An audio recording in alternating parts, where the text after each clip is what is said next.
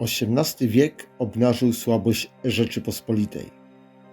Kraj, który niewiele wcześniej świętował triumfy militarne spod Wiednia, chroniąc Europę przed zalewem tureckim, za panowania Sasów pogrążył się w coraz większym kryzysie.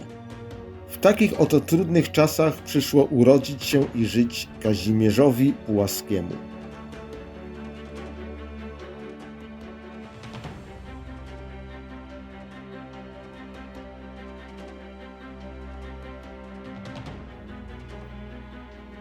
Znaczący wpływ na kształtowanie osobowości Kazimierza Pułaskiego wywarł jego ojciec. Józef Pułaski, herbu Ślepowron, adwokat, humanista, wieloletni poseł na Sejm. Ojciec Kazimierza przywiązywał dużą wagę do kształcenia. Kazimierz uczył się dialektyki, fizyki, logiki, matematyki, metafizyki, języków, głównie łaciny, francuskiego, włoskiego i niemieckiego. Dużą wagę przywiązywali do wymowy i manier.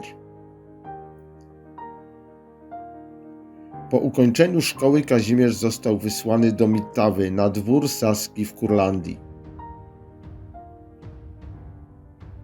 Narzucony przez Rosję kandydat do polskiego tronu Stanisław August Poniatowski rozpoczął zmiany ustrojowe, które zrywały z dotychczasowym systemem demokracji szlacheckiej.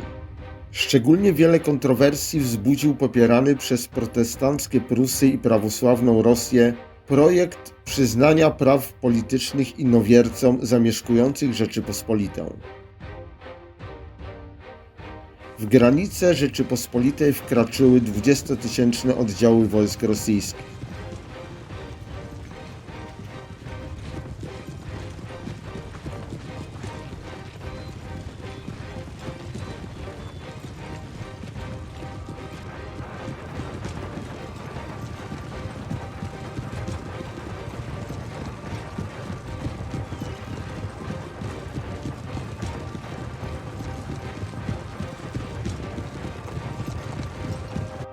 Poseł rosyjski Nikołaj Erepnin przy pomocy terroru, przekupstwa i porwań podporządkował sobie polski Sejm.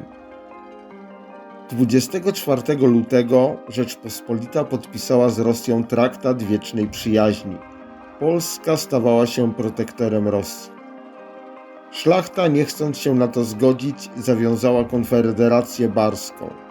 29 lutego w twierdzy Bar. Skierowana była przeciwko różnowiercom, cesarzowej Rosji Katarzynie II i uległemu jej królowi Stanisławowi Augustowi Poniatowskiemu, który z pomocą Repnina narzucił Rzeczypospolitej gwarancję rosyjską. Młody Kazimierz Puławski wraz z ojcem przystępują do konfederatów.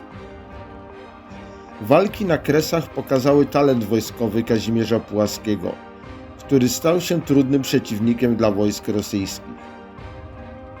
Odważny, brawurowy, szybko zdobywał uznanie wśród towarzyszy broni. W końcu maja zajął klasztor w Berdyczowie i bronił go skutecznie. Wskutek coraz trudniejszego położenia, wyczerpania się zapasów amunicji i żywności oraz nikłych nadziei na doczekanie się odsieczy, był zmuszony się poddać.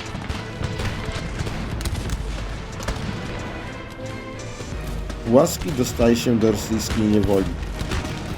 Zwrócono Pułaskiemu wolność w zamian za podpisanie recesu do Konfederacji. Zobligował się w nim do jej potępienia. Obietnicę złożoną Rosjanom szybko zlekceważył. Uważał, że przysięga wymuszona siłą nie musi być przez niego respektowana.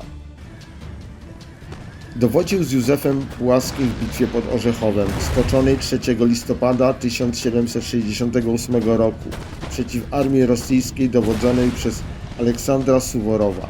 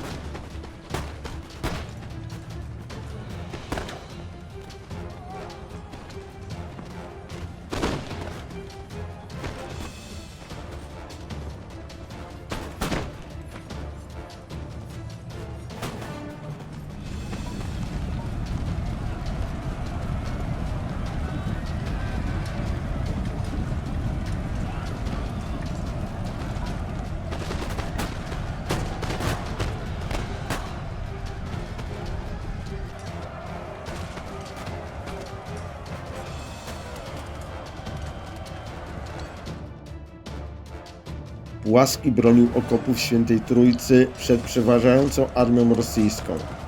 Następnie przeszedł do Turcji, a potem na Podole. Na wieść o planach rosyjskiego wodza Drwicza o zajęciu Jasnej Góry 10 września oddziały konfederackie pod dowództwem Kazimierza Pułaskiego podeszły pod Częstochowem. Paulini nie chcieli słyszeć o wejściu konfederatów do klasztoru.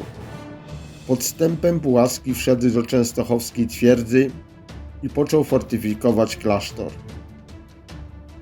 Stąd organizował wiele śmiałych wypadów, m.in. na Śląsk pod Poznań. Tymczasem 31 grudnia Drewicz obległ Jasną Górę. 16 stycznia 1771 roku wojska rosyjskie zostały zmuszone do odwrotu. Heroiczna obrona Jasnej Góry przeszła do legendy, a Kazimierz Pułaski zyskał ogromną sławę. Sytuacja w Polsce stawała się coraz trudniejsza. Chociaż wojska carycy Katarzyny nie mogły sobie poradzić z potężnym ruchem społecznym, to Konfederacja okazywała się coraz bardziej ruchem mało sprawnym militarnie. W nocy z 3 na 4 listopada 1771 roku w Warszawie konfederaci zorganizowali porwanie króla Stanisława Augusta. W niejasnych okolicznościach królowi udało się uciec. Rozpętała się nagonka na królobójców. Stronnicy królewscy całą odpowiedzialność za organizację porwania zrzucili na Kazimierza Pułaskiego. Sam król także osobiście przyczynił się do obarczenia obrońcy Jasnej Góry winą. Jest faktem, że Pułaski nie brał osobistego udziału w zamachu, nigdy nie przyznał się do tego czynu. Padł królewski wyrok, kara śmierci dla Kazimierza Pułaskiego. Kazimierz musi uciekać z Polski. Władze żadnego kraju europejskiego nie chciały go jednak przyjąć. Początkowo przebywał na Śląsku, w Dreźnie, we Francji. Po wydaniu wyroku udał się do Turcji, skąd jednak po interwencji dyplomatycznej został wydalony, a następnie znowu nielegalnie przebywał we Francji. Pułaskiego polecono przebywającemu w Paryżu Benjaminowi Franklinowi. Dla żyjącego wówczas w skrajnej nędzy Kazimierza było to prawdziwe wybawienie. Myślał o Ameryce już wcześniej. Miał nadzieję, że sława, którą może się okryć walcząc o niepodległość kolonii amerykańskich, pomoże mu odzyskać dobre imię w Europie i w Polsce. Pułaski dostaje list rekomendacyjny do Waszyngtona. Hrabia Pułaski z Polski, oficer słynny w całej Europie z odwagi i postępowania swego podczas obrony wolności kraju przeciwko 3 potęgom – Rosji, Austrii i Prus. Dwór tutejszy zachęca go do wyjazdu i popierał go w przekonaniu, że może on być wysoce użyteczny w naszej służbie. 5 czerwca Pułaski opuszcza Francję.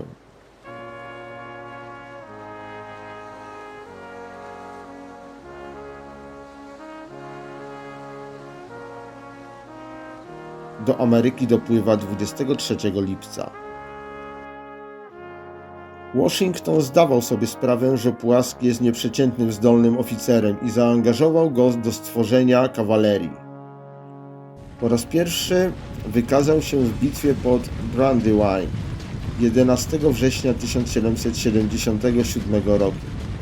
Kierowany przez Pułaskiego kontruderzenie na pozycje angielskie ocaliło wycofujące się tabory amerykańskie od całkowitego zniszczenia.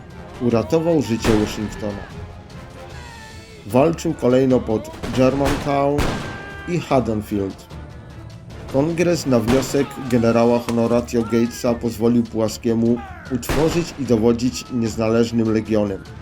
Werbował żołnierzy francuskich, niemieckich, amerykańskich, irlandzkich i polskich. Anglicy odzyskali stolicę Georgii Savannah i zagrozili miastu Charleston. Pułaski ruszył przez Charleston w kierunku Savannah.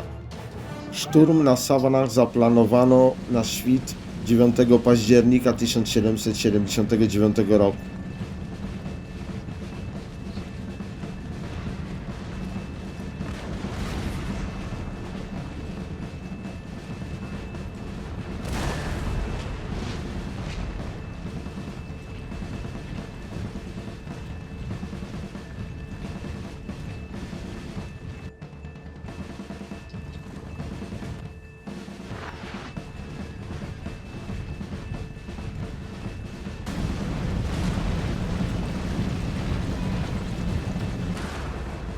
trakcie ataku Pułaski został trafiony w pachwinę odłamkiem kartacza. Rannego generała przeniesiono na tyły. Chirurg wyjął odłamek.